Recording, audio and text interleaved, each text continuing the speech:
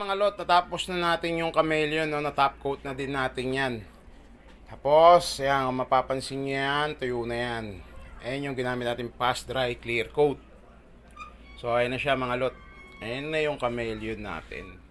So, ayan na yung chameleon mga lot. Abangan na lang natin makabit yan mga lot para makita natin ang kabuuan yan sa big bike na BMW. Kasi ito pa yung iba niyang kaha mga lot. Tuyo na din yan mga yan.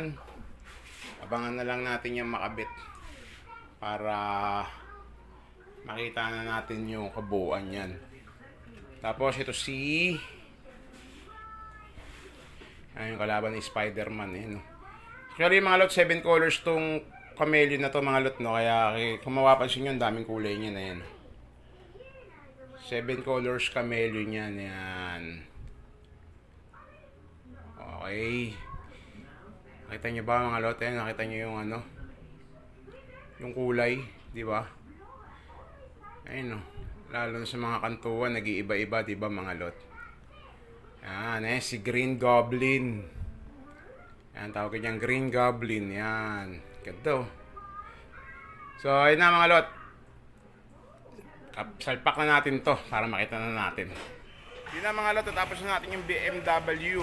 Naikabit na rin natin yung mga kaha niya, no? So, ipapakita ko sa inyo yung ginawa natin ditong Green Goblin na 7 colors chameleon mga lot.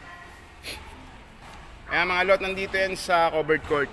Yan. Kung mapapansin nyo yung kulay niya yan, no? Nag-green tapos violet.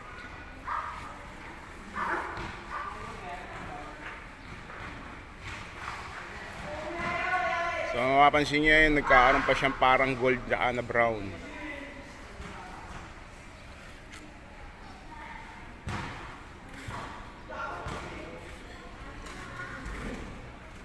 Yan, pati dito sa tangke niya. Yan, BMW, mga lot.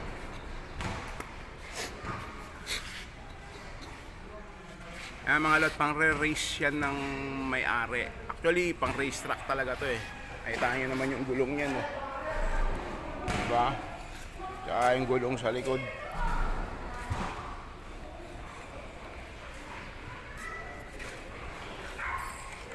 Tapos naka Brembo. Caliper, kabilaan, Brembo din yan.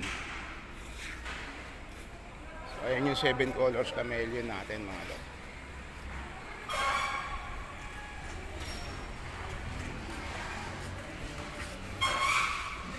So dito yan sa makulimlim, no? Lipat naman natin to ngayon sa arawan para makita natin lalo yung kulay niya.